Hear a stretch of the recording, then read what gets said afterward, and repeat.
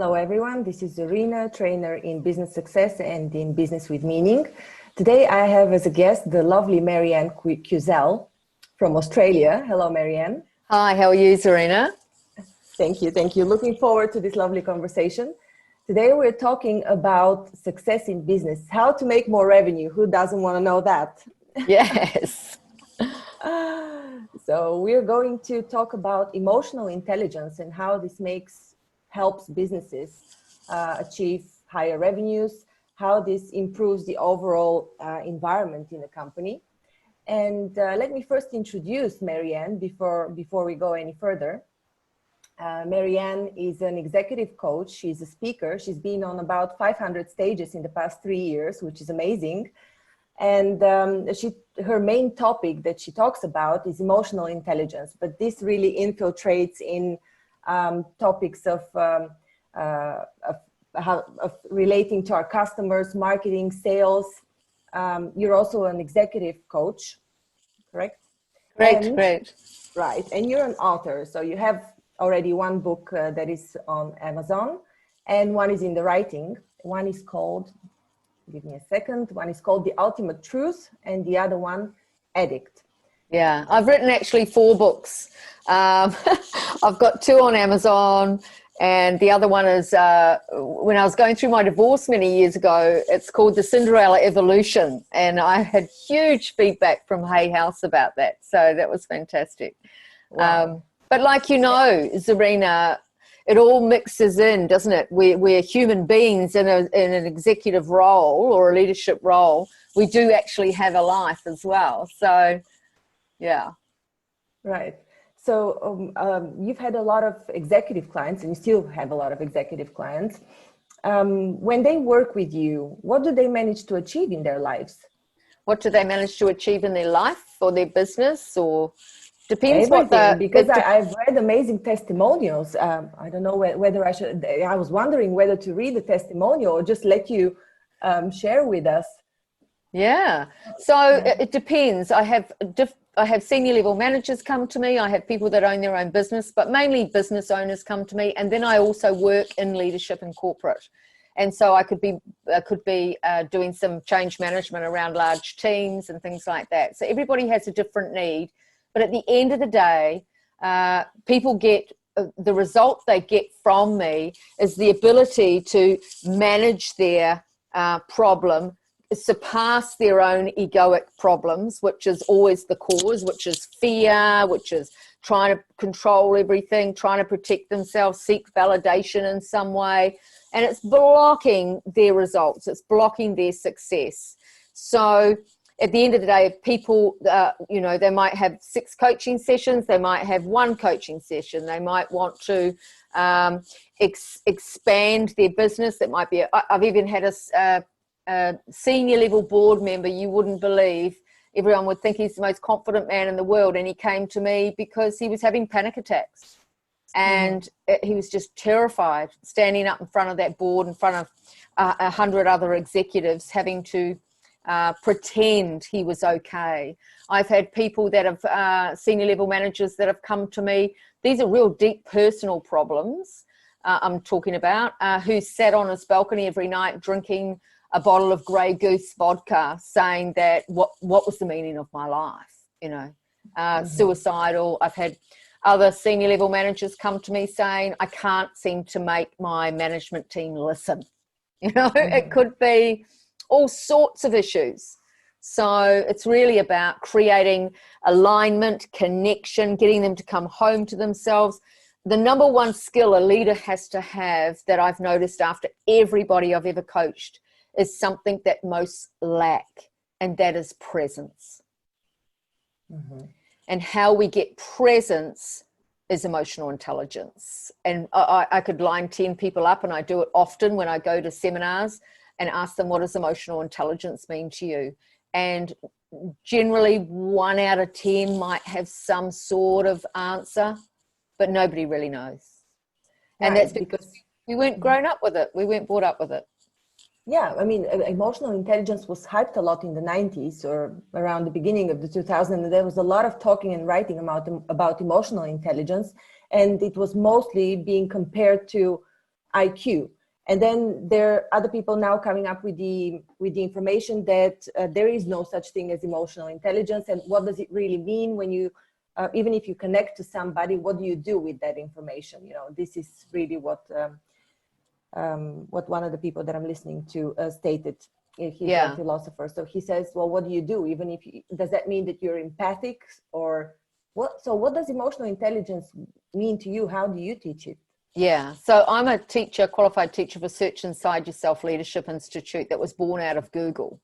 Mm-hmm. And so what Google did about 10 years ago is they went out to their staff and they said, look, we're going to pay you 2 hours a week to be innovative and come up with a way for our big clients and our customers to expand even more. And there was a engineer called Chen in the engineering department, and he thought, well, I don't know anything but engineering or meditation, mindfulness, all of these things. So he decided to write a sort of a 4-step program, went to the big Google bosses and said, I think that you should introduce this. And they said, what is it? And he said, oh, well, it's mindfulness practices. I've done some research on neuroscience. And they said, well, how's that going to make us money? And he said, well, it'll increase productivity, self-motivation.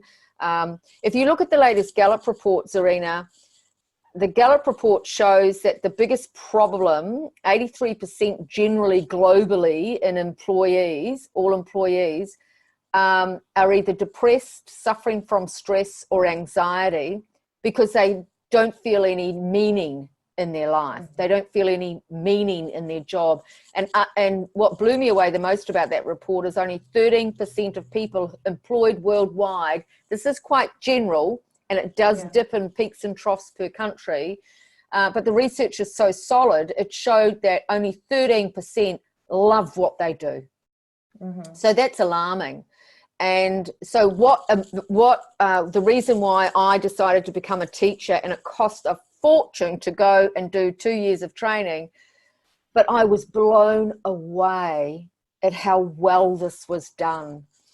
And I'd done years and years of studying the science of the mind, but this was so good that Google, what they did is they put it out to the top scientists in the world, the neuroscientists, and they looked at what happens in the brain, what happens to a person's temperature, body, everything when it comes to stress, anxiety, depression, all of these things that are blocking productivity.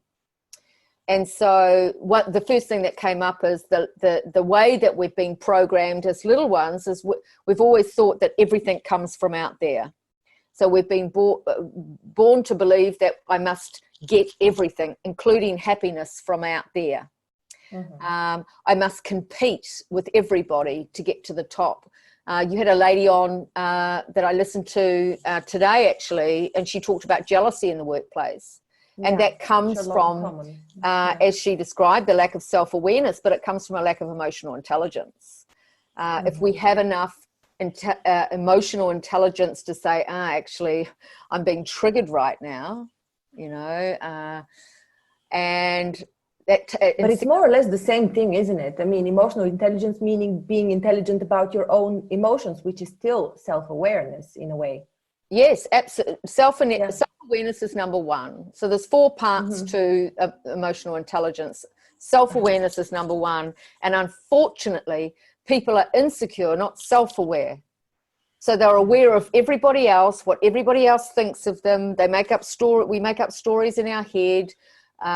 When even lately, the latest research shows we've only got a 7-second attention span to put our attention, 1, 2, 3, 4, 5, 6, 7, that's actually too much, on that other person, worrying about what they think of us.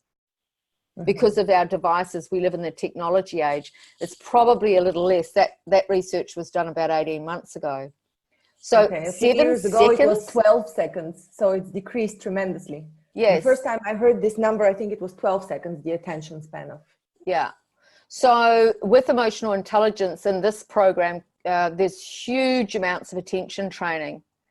And so I can now hold my attention, the space on myself for minutes without, and my self-awareness, noticing what's going on in my body, noticing my heart rate, noticing the thoughts that are coming up.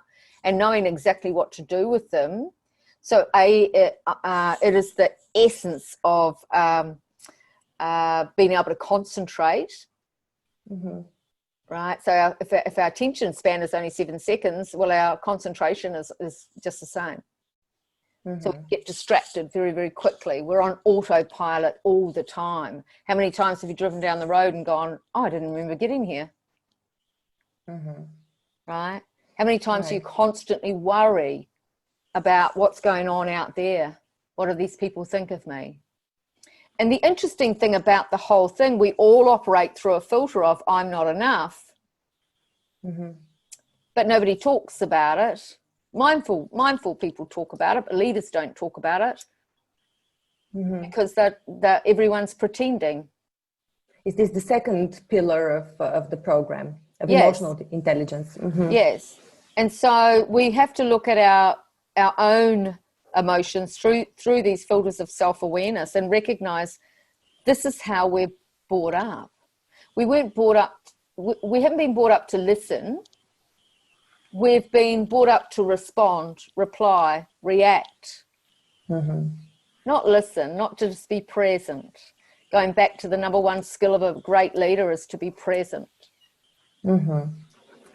Okay, so this reminds me a bit of there's somebody that I'm also working with who teaches mindfulness following the Buddhistic method that is taught in the UCLA University in Los Angeles. And she also said that meditation is actually being present in the moment, being self-aware and observing yourself. Is this the way you teach it too, or similar? Yes, absolutely. Mm-hmm. Yeah. So mindfulness, what she's talking about, is a big part of emotional intelligence. You can't actually be emotionally intelligent without being mindful.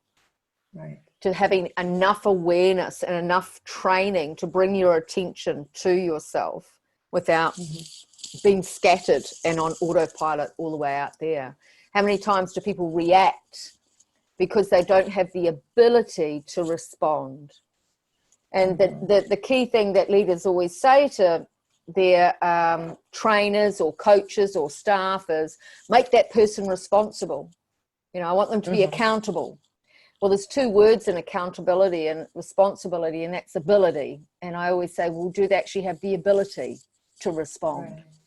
Mm-hmm. And they don't, because they're so busy protecting their own position. They're in competitive mode. They're trying to control everything. They're freaking out. They're not going to make target. You know, there's somebody right behind them after their job. You talk about women who are jealous and always competing. A lot of women in business don't support each other because they've fought all their life to get there, and now they don't want to be taken off the perch. And so it can be it's like a corporate catfight at times when you don't have any intelligence. You can be smart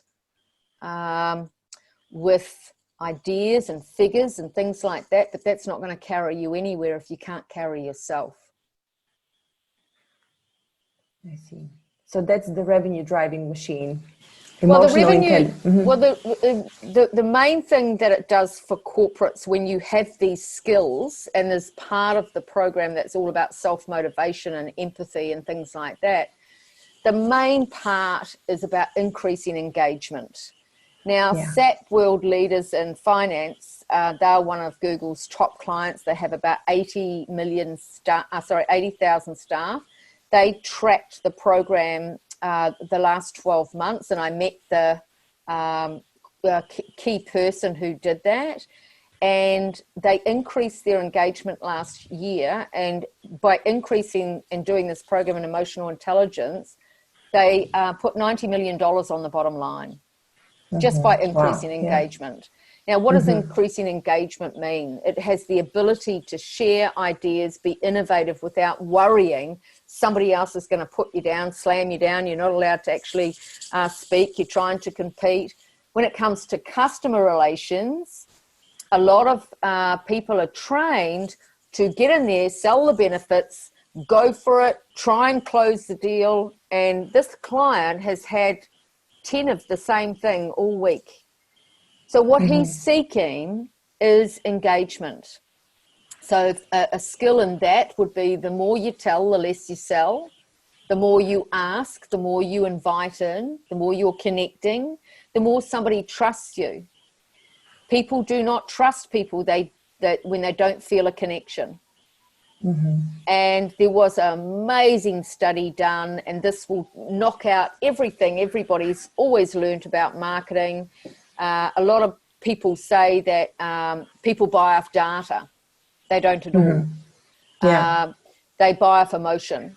And it was proven in a study by a scientist, Andreas somebody or other, and he studied the part of the brain that was damaged emotionally through a whole series of people in hospitals all over the world that had accidents in this part of the brain. And he noticed one common thing, that not one of them could make a decision. And this was the emotional part of the brain. Yeah. So we know all emotions are made, all decisions are made by emotion. Yeah, this was proven through various prisms, so to say. So even when people thought they were actually making a rational decision, they were just rationalizing what was already given to them through emotion. Exactly. It's like buying a Hyundai car, and someone will say, oh, well, it's got, good tires, it's got good speed, it's got a 7-year warranty, that's all logical, right? I think I'll buy it. But what they're actually buying, it's because it's supposed to be the safest car in the world. And they're thinking of their children, right? So we always, and safety is about survival. Survival is an emotional decision. So we can always put it back to that. If you said to a client in a marketing situation, if I could show you how this was going to make you money, not cost you money, is that something you'd be interested in? Well, they're going to say, of course. Because what you're seeing right now is a figure of $30,000 that's going to cost you, but I haven't shown you enough value yet to show you that it's actually going to make you $280,000. Right. So money is about emotion. It's about survival. It's about do or die. Will I lose my house if I buy this investment, or am I going to, is it a stupid decision or a sensible decision? So people that are selling in these environments have to have this type of intelligence, which comes from emotion. So when you trained this company that you mentioned with the 80,000 employees, was this a period of time that you had to go in and train the people, or how long was the training? My question refers more to how quick can we see a turnaround? Yeah. Okay. Great question. Number one is I gave you an example of SAP, SAP, which is the number one finance company in the world, not my client. That Search Inside Yourself Leadership Institute client. So the curriculum is only about 18 hours. So you get trained by professional teachers for 18 hours, and then the practice starts. So every day you get emails and practices that you must do. You collaborate with other leaders that have gone through it. So you're all keeping each other accountable for this behavior. And so the program, you want to put it into your company, and you want to start using it on every aspect. So how you do that is get everybody trained, so their awareness goes through the roof. A manager that can then just turn around and notice and say to an employee, did you notice that right then? Right. And it's like, oh yeah, I did it again, right? And so it's helping people grow emotionally, which is going to make them more stable. Staff turnover goes down tremendously because they're getting more meaning, that they're being heard, they're being seen. They have more engagement with employees. They feel safer. There's body practices, so they feel safer in the skin, which tells the brain, I'm safe, I'll take more risks, I'll be more innovative, I'll have more motivation. So there's so many different aspects to it, but I can promise you this, at the end of the day, if I went out to see a client, because and you know what it's like, Zorina, being in business, we can curl up in fetal position at night thinking, how on earth can I pay my tax? Well, there's many, many people out there like that. To have a young salesperson go out and start blabbing about these benefits without having any awareness or empathy of what it is like for that person in business, and empathy comes from the ability to connect. And so I would say, hey, you know, I know what it's like. You know, you must see so many salespeople, and I'm here to show you value, not waste your time, because I know how hard it is. And just by having that conversation, you've got a connection. So that client's going to listen to me before somebody else. It's as simple as that. And when we take the point of view of an executive, how would you translate the same example to somebody who would give their subordinates a task? Exactly. So, for example, a lot of leaders forget what it used to be like to be in that position. And I've done it myself in senior level management. The power goes to your head.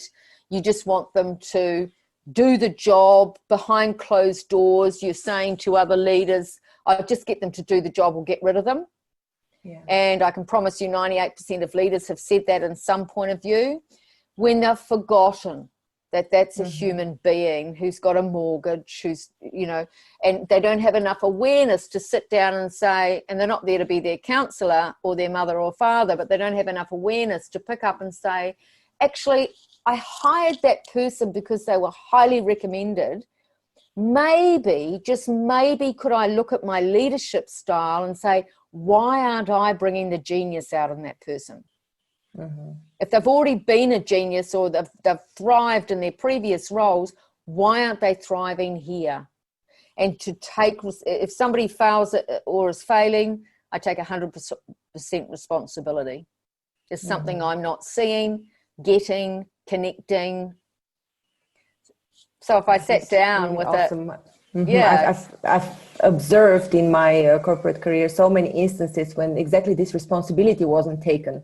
You know, tasks were given and you finished this project by this time, tasks and deadlines and structures, but it's never really the human connection of, is this really possible? Is this where you want to go to? Does Correct. This come along with your understanding of life even? Yes. Yeah. And this is where a lot of leaders, you know, and they get it. That, you know, they really get it. And it's nobody's fault. It's not that that leader's a bad leader. It's a leader that hasn't been trained. And even the word confidence comes from a skill. It's not an attribute. It's not, people just don't wake up and they're really confident. It's their personality. They're pretending. They're showing off, right? They think they're better than somebody. That's the ego stuff. But real confidence comes from presence. And it comes from the ability to say, I don't know it all, but I hear you. How can I help you succeed? Yeah. That's confidence, and that comes from a very special place, and that's real heart intelligence stuff. So you can train confidence, you mean, or do you realize your confidence? Yeah, well, we're all confident in one area of our life. There's something. It could be baking a cake. It could be driving a car. It could be selling, you know, multiple chains. It could be anything. But we all operate through this filter of I'm not enough in other areas. And we're always trying to run around like trying to prove ourselves, because that's the part of the ego system. Yeah. But when we recognize that you're no better than me, I'm no better than you, we just have different skills. And how can we work together to get the best out of that? And I think the most important thing that leaders struggle with is the stress of what's actually behind them, because they take everything so personally. If that person's not performing, that means I'm not going to get my bonus. If that person's not performing, they're making me look bad. Right? Yeah. And that's why leaders make the mistake. They keep feeding they're owning the wrong thing in a way. Sorry for interrupting. Yeah. And they're also feeding the 1% who are successful when you should be working on the 90-odd% that are not successful. So when you said we're all successful in one area of our lives, I know that you're also an NLP practitioner, and in NLP you can copy a feeling or an understanding that you have about a certain sphere of your life and transfer it to another area of your life. Is this what you also use in your practice? Yes. So I take people to the destination, right? So I had a corporate leader the other day who was struggling in her marriage. And I said, so just imagine for a moment that, I said, what do you want? She said, freedom and my sons. And I said, oh, okay. So just imagine for a moment that you had that. And now what's the first feeling that comes up? She went, oh, relief. And I said, now I want you to position yourself back where you are now. How do you feel? In a prison. Okay, so what steps do we have to take for you to get to this place? And what's your biggest fear of doing it? And the only thing that was holding her back was the fear of losing her sons. I said, is that a reality or irrational? She said, it's irrational. And I said, okay. So let's take the steps. And it turned out he wanted exactly what she wanted, but both were afraid, right? And there was a lot of debt involved and things like that, and a lot of, positioning. So it's just a conversation then. I know that you want the same as me, is empathy. I feel and take 100% responsibility, not you make me feel. What I meant by this is awesome, and it's it's the approach that you use with emotional intelligence, which is just brilliant. For NLP, I actually meant that there's a tool where you copy paste an association, a feeling association that you have with something in your life, for example, self-confidence in a certain area of your life, and you paste it in the situation where you find yourself in. Was this exactly the same example that you gave, or maybe I was not? No. There's many different NLP tools, and the associate feeling is based really on imagination, creating a new story attachment to that, and you can anchor it into the nervous system that way. Because the only reason that what makes people, ultimately, everyone will say, I want to be happy. And what makes people happy is to know how to do something. That's ultimately it. Either know how to succeed, know how to make money, know how to feel safe, know how to do all of these things. So the how is the essence of happiness. Once people know how, I looked at it from this perspective. Yeah. It's my thing. Like, I teach people how, show people how, take them on a journey how. And so if a manager is struggling to get his team to perform and his job's under threat, I will show him how to clear up his limitations, find his limitations, whether it be even subconscious beliefs, and then we create a pathway of how. So clarity and certainty helps people thrive, right? And people go into blame, they go into fear, they go into resistance, they go into stress and anxiety. And most people at that level, when they don't know how in a leadership role, will go on stress leave and blame the company. Yeah, there's so many cases of burnout. It's really crazy. It's an epidemic at the moment. I know that there are even laws. Were you working in the UK now? Because I know that there's a law in the UK that currently obliges some of the companies to have a counselor on board, basically a company above a certain size that can deal with burnout issues and counsel. It's very common here now in Australia too. But companies, a lot of companies here have masks where they say, oh, yes, we look after our employees. Right. And smile behind the scenes, but behind the scenes, the HR manager is working out with the senior level manager how to get rid of those people. It's so unauthentic in so many levels. Worldwide, it's not geographically defined. Yes. I think that it's a massive problem, and the fear of failure that comes with that leadership role is so massive that it affects every area of our lives, right? It affects families. Most people then go straight from a place of that stress, fear, worry, anxiety stuff, straight to addiction. So one of the biggest addictive behaviors of senior level managers is gambling. Oh, okay. It's actually called one of the most intelligent addictions. And there's no such thing, I believe, the same as a great addiction specialist, Gabor Mate, and we talk about there's actually no such thing as an addict. Right. We all have an addictive identity. So when we don't know how to manage that emotional state, manage that stress, manage that fear of failure, and we've got too much shame attached to it. What will my parents think? What will my wife's parents think? What will it mean if I lose the house? Nobody wants to share that stuff. And if they're not in therapy, they go straight to the bottle of Grey Goose vodka or the casino or a prostitute or something to find their power.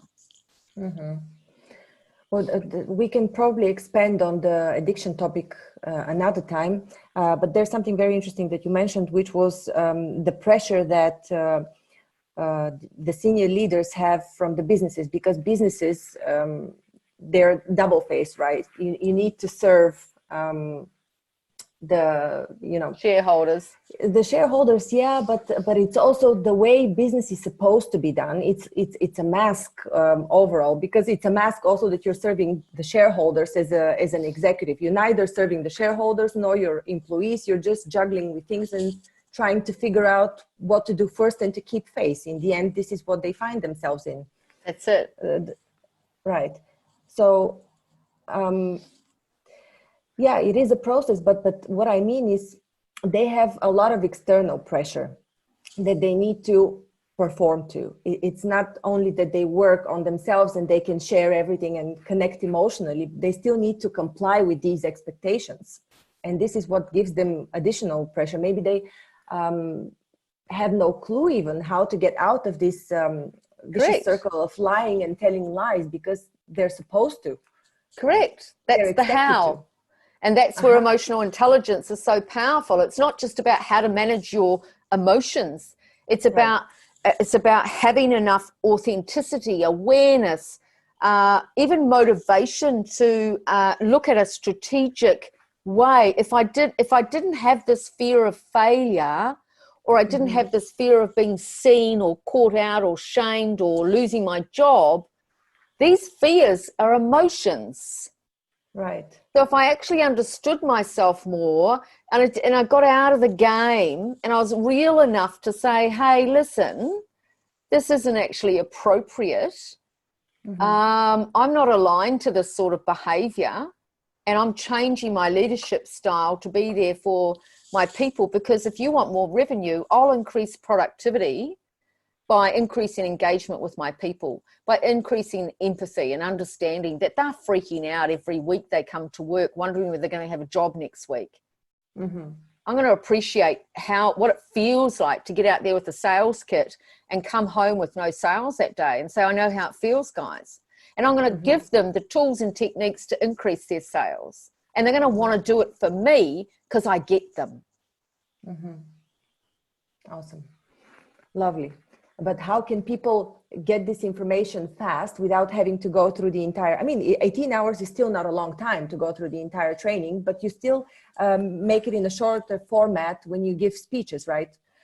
Oh, absolutely. I do keynote speeches as well. But another thing to consider, that's a great way. Invite me to a conference where I'm speaking, or you can have one-on-one coaching.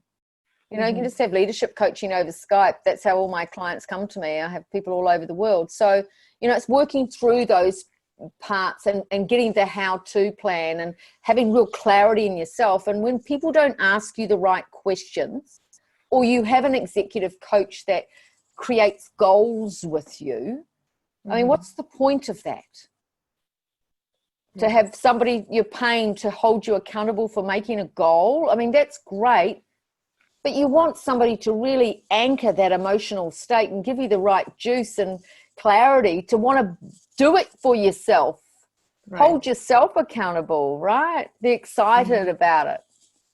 Maybe because in the minds of people, it seems harder than to have somebody do it for them. Yes. It's because they have emotional blocks. I see. Awesome always, talk. Thank you so much. Always about that. Yeah. Thank you, Zorina. It's been my pleasure. Thank you, Marianne. Thank you so much. We'll continue with another installment of emotional intelligence soon. So subscribe and keep posted. Thank you.